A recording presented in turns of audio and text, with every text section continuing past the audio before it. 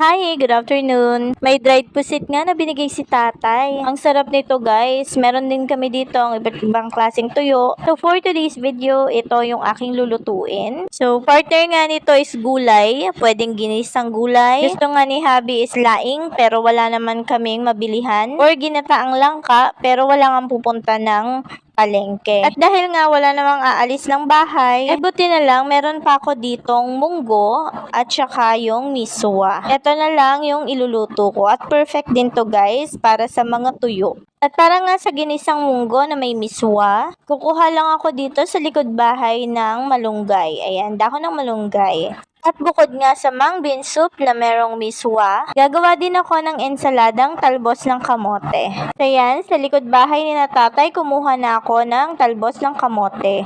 Paborito ko nga itong talbos ng kamote. Ilalagay siya sa sinabawang isda o kaya ensalada lang. Yung nilaga lang. Tapos yung sausawan niya is yung suka. Or mas masarap yung bagong isda na may kalamansi. Tapos may sibuyas, kamatis, sili. So yan, pinakuluan ko na nga pala yung munggo habang kumukuha ako ng talbos ng kamote at dahon ng malunggay. Tapos may nabili nga pala ako sa GC na talong. So yan, GC dito sa Sunny Fields. Tapos dineliver lang sa akin. Talong, tsaka kamatis at pipino. Yun yung binili ko sa GC ng Sunnyfield. Tapos, sinimay ko na yung dahon ng talbos ng kamote. Then, yung dahon naman ng malunggay, papahimay ko na lang yan sa kapatid ko si Bajoy. At sinimulan ko na maghiwa ng bawang, sibuyas. Sa sibuyas na pula at sibuyas na puti, yung gagamitin ko, yung puti para sa sausawan. At yan nga pala yung nabili ko sa GC, pipino, at saka bumili din ako ng isang taling okra. Hiniwa ko na nga yung pipino ng maliliit para yun sa sausawan. Tapos, hiniwa ko na rin yung kamatis para din sa sausawan. Saka itong natitira naming kalamansi. Ilalahat ko na yan kasi matutuyot na rin naman siya. At kukuha nga lang ako ng isang drumstick. Hiwain ko na maliliit yan para pansahog doon sa ginisang munggo. Mas okay sana kung neck part or yung chicken wings yung ipang sasahog. Pero goods na rin to kasi ito lang naman available ko, drumstick. Isa lang, panglahok lang talaga sa paggigisahan ko. Para diba malasa.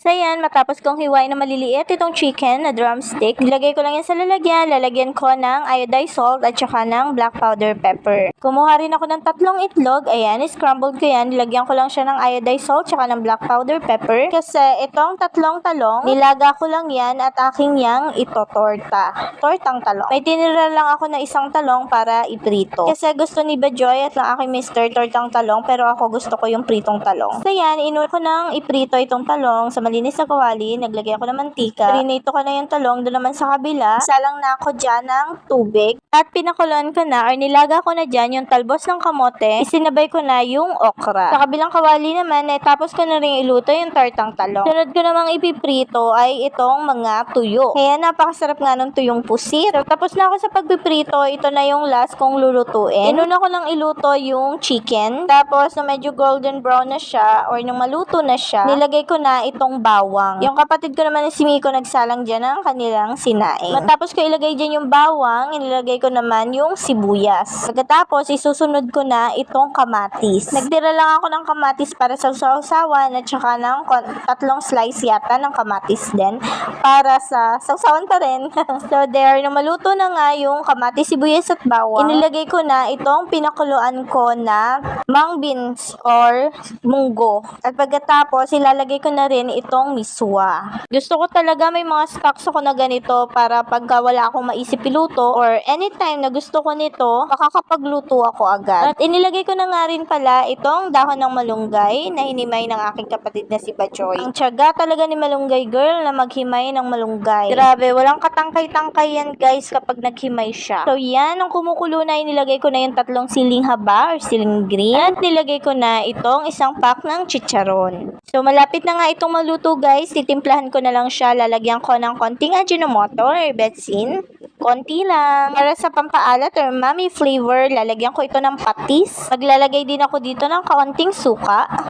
Siguro mga 2 tablespoon of suka para mag-set yung lasa. At maglalagay din ako dito ng black powder pepper. Lalagyan ko rin ito ng Knorr chicken cube para lasang-lasa mo yung broth ng chicken. At ito na guys, malapit na 2 to 3 minutes, luto na itong aking ginisang munggo with miswa. Hinalo ko lang ito guys at luto na itong Mung bean soup with miswa. Kumuha na nga ako ng lalagyan para makapaghain na ako. Ayan, pinatay ko na yung apoy. Then, salin ko na dito. Pakasarap, guys. Masustansya, tamang-tama lang yung lasa. Tortang talong with kamatis, ensaladang talbos ng kamote, nilagang okra, pritong talong, pritong tuyong pusit, at mga tuyong sapsap and other tuyo. Hindi ko alam kung anong ibang isda yon. Tapos ito, bigay ni tatay, kesong puti.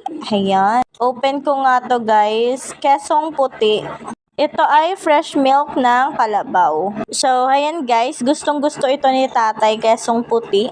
Ito na rin yung sausawan para sa pritong talong, tuyo at ensaladang talbos ng kamote. Lalagyan lang yan ng suka. Tapos yung isa naman, lalagyan ng toyo. So, yun nga ay kamatis, cucumber, white onion, and calamansi. So, yun lang guys. Kain po tayo. That's it for today's video. Thank you for watching. Bye!